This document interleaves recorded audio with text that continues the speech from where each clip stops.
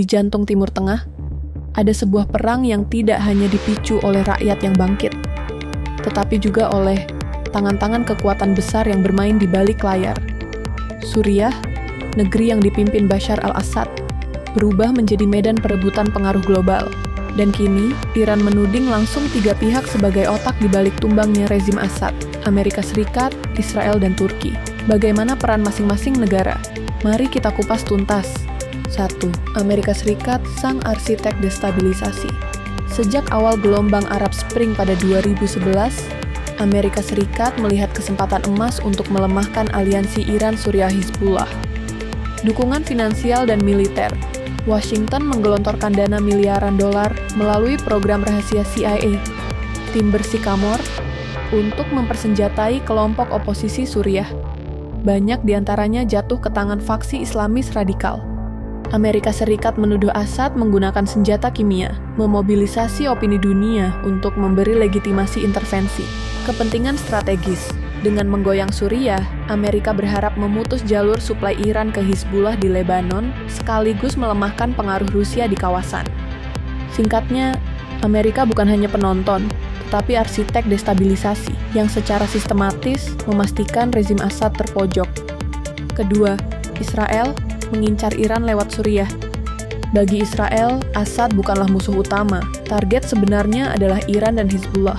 Namun, Suriah adalah simpul strategis yang menghubungkan Teheran ke Beirut. Serangan udara rutin, Israel melancarkan ratusan serangan ke Suriah sejak 2012, menghantam depot senjata dan konvoi yang diduga membawa persenjataan Iran untuk Hizbullah. Strategi jangka panjang, dengan melemahkan Assad, Israel berharap bisa memotong koridor Syiah, jalur darat dari Teheran ke Laut Mediterania. Koordinasi diam-diam, meski tak terlibat langsung mendanai oposisi. Israel diduga melakukan koordinasi intelijen dengan Amerika dan bahkan beberapa kelompok oposisi di Suriah Selatan demi memastikan tidak ada front militer baru yang mengancam perbatasan Golan.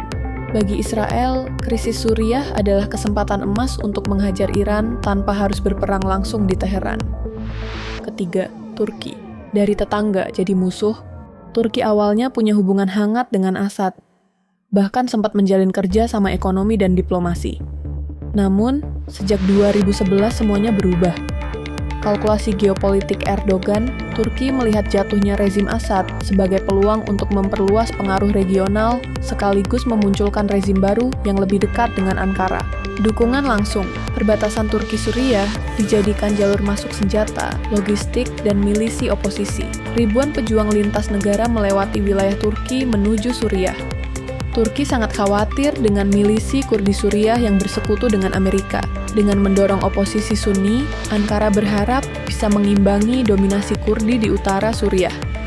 Badan intelijen Turki kerap dituding mengatur suplai senjata bagi oposisi, termasuk kelompok-kelompok Islamis yang kemudian melahirkan konflik lebih kompleks. Turki bukan hanya sekutu oposisi, tapi juga penentu arah perang di utara Suriah. Bagi Iran, Suriah adalah proksi vital. Jalur suplai senjata ke Hizbullah di Lebanon. Pijakan strategis melawan Israel. Bagian penting dari poros perlawanan bersama Irak dan Yaman. Runtuhnya Assad berarti Iran kehilangan salah satu garda depan pengaruhnya. Itulah sebabnya Teheran menggelontorkan ribuan pasukan garda revolusi dan miliaran dolar untuk mempertahankan rezim ini. Namun dengan konsolidasi oposisi yang didukung Amerika, Israel, dan Turki, posisi Iran menjadi rapuh. Kini, setelah Assad benar-benar tumbang, Iran menghadapi kekosongan besar. Kehilangan sekutu lama, membuat pengaruhnya di Levant terancam menyusut, dan jaringan proksinya terputus. Apa yang terjadi di Suriah bukan sekadar perang saudara. Ia adalah proxy war paling brutal abad ini. Amerika ingin melemahkan Iran dan Rusia. Israel ingin menghentikan suplai senjata ke Hizbullah. Turki ingin memastikan oposisi Sunni naik sekaligus menekan Kurdi. Dan di tengah semua itu, rakyat Suriah menjadi korban. Sejarah akan mencatat bahwa tumbangnya rezim Assad bukan hanya karena perlawanan rakyat, tetapi juga karena operasi simultan 3 kekuatan besar. Amerika Serikat, Israel, dan Turki. Bagi Iran, ini bukan sekadar kehilangan seorang sekutu, melainkan kehilangan pintu gerbang strategis menuju Mediterania. Suriah menjadi pelajaran pahit bagaimana satu negara bisa dijadikan papan catur perebutan pengaruh global, sementara rakyatnya tenggelam dalam reruntuhan, karena dunia tidak pernah benar-benar tenang.